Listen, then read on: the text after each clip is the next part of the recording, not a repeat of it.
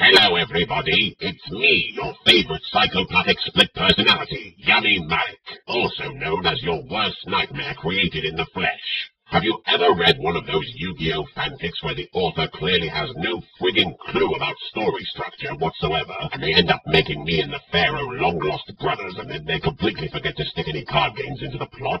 If so, then you'll find X-Men Origins Wolverine to be extremely familiar territory, as it plays out precisely like a fanfic gone horribly wrong. I won't beat around the bush, but this film is B.A.D. bad. It's so butt-numbingly awful that it makes crucifixion look like an appealing pastime. I love a good crucifixion as much as anybody else, but Wolverine gives me such awful mental stigmata that I can literally feel my inner child being sucker-punched in the gut. It's like having Stan Lee come up to you and go, "Hey, what's that over there?" And when you turn around to look, he bends you over and shoves a hardback copy of Amazing Spider-Man straight up your rectum. I mean, they basically took every single cliched action movie and stuck the word mutant in front of the title and expected us to be impressed.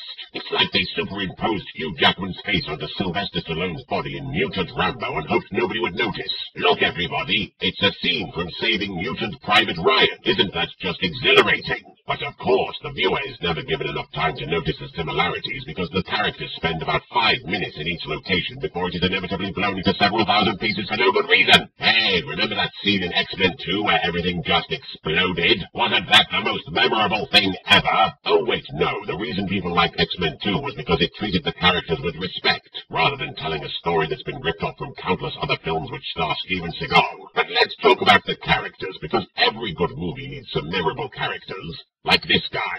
Who the f*** is this guy? I had no idea.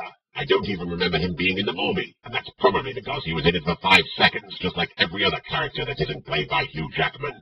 Seriously, every single freaking mutant in this film serves only one purpose, and that is to tell Hugh Jackman how to get from point A to point B, so that he can repeat the process ad infinitum. Here is a typical scene from the movie. "Hey, Gambit, I am Hugh Jackman. It sure was nice of you to cameo in my movie that is about me. Hello, Hugh Jackman, I am Gambit. My mutant power is the ability to have an accent that keeps randomly disappearing. Hey, could you tell me how to get to generic mutant location where there are mutants?"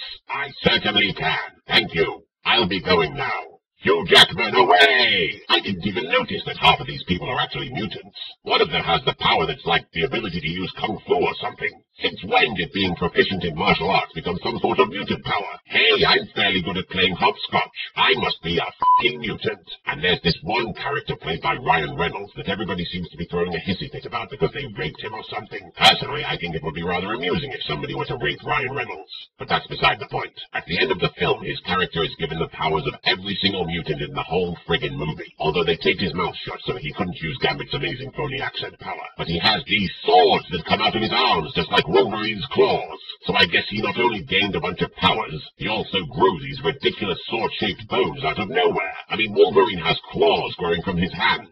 It makes sense. Why the hell would anybody develop sword-shaped bones? There's a difference between being a mutant and being Baraka from Mortal Kombat. In fact, the final scene in the movie is essentially lifted straight out of a stage from Mortal Kombat. Except at least Mortal Kombat had a distinguishable plot and didn't make its characters invincible. Seriously, Hugh Jackman is like the friggin' Highlander or something. Everybody's trying to cut off his head, even though it's never actually made clear if that will really work. The first scene in the movie, somebody ties him up and points a gun at his head and pulls the trigger, and in the next scene, he's just sitting there, chillaxing with Sabretooth. Why the hell should I care about him if he could probably survive being fired into the sun? Hell, browsing 4chan wouldn't even faze this guy. In summation, I wanted to throttle the crap out of this movie. It was stupid, and everybody involved was stupid for getting involved with something so undeniably stupid. Oh, but hey, at least none of the lines come close to being as bad as, "Do you know what happens to a toad when it gets struck by lightning?" The same thing that happens to everything else. You want to know who wrote that line?